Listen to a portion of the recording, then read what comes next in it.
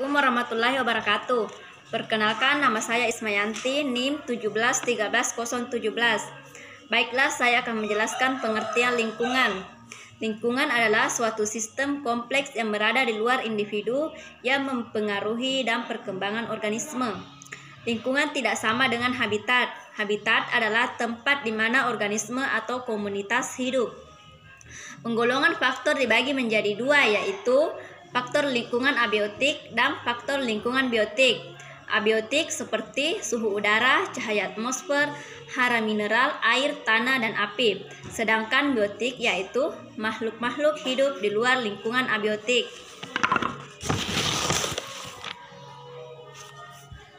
Assalamualaikum warahmatullahi wabarakatuh. Nama Mujahidin, NIM 1913031. Adapun materi yang saya akan bawakan pada kesempatan kali ini mengenai lingkungan dan hubungan dengan ekosistem. Lingkungan merupakan kondisi fisik yang mencakup keadaan sumber daya alam, di mana organisme merupakan salah satu bagiannya. Kehidupan sebetulnya adalah proses pertukaran energi antara organisme dan lingkungan.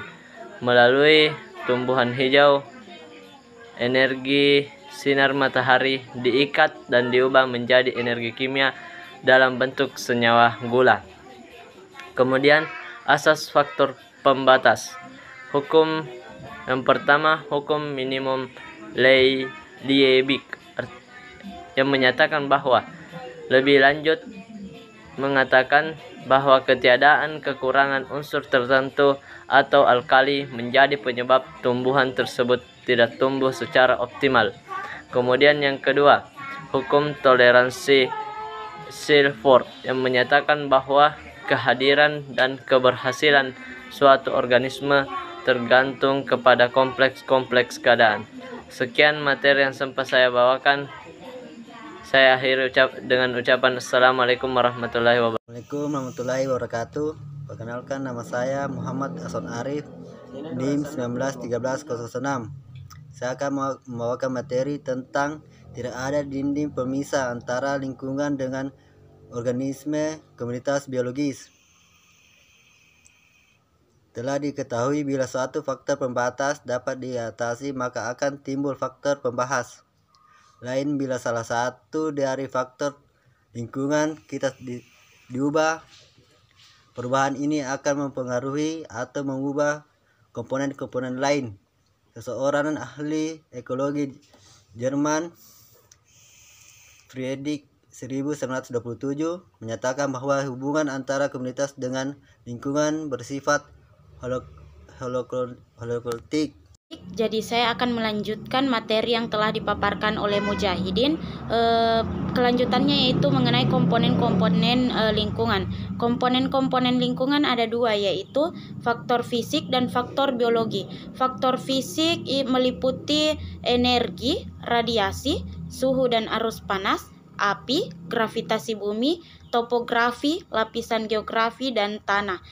Kemudian pada faktor biologi itu meliputi tumbuhan hijau, tumbuhan tak hijau, perombak, parasit, simbion, manusia, dan bintang. Kemudian suksesi itu dapat dibagi menjadi dua. Yang pertama itu ada suksesi primer dan yang kedua suksesi sekunder. Yang pertama, suksesi primer. Suksesi primer itu apabila ekosistem mengalami gangguan yang sangat berat sekali sehingga komunitas awal menjadi hilang atau rusak total.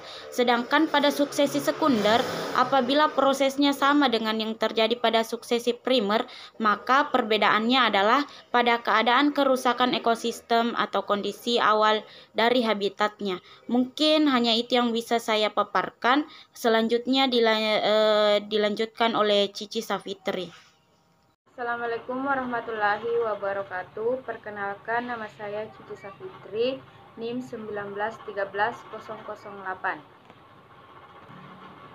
Di sini saya akan menjelaskan tentang atmosfer yang sehat dan struktur atmosfer. Di sini saya akan menjelaskan yang pertama tentang atmosfer yang sehat, di mana atmosfer yang sehat ini memiliki beberapa bagian, yaitu 1. Selimut pelindung yang memelihara kehidupan di bumi.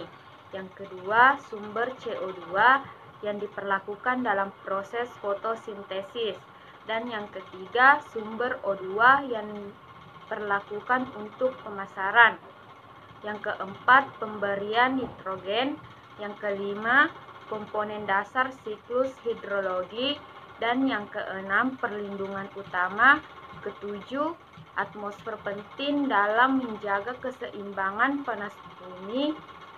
Dan yang kedelapan, atmosfer menyerap radiasi inframerah yang dipancarkan kembali oleh bumi dalam bentuk radiasi inframerah.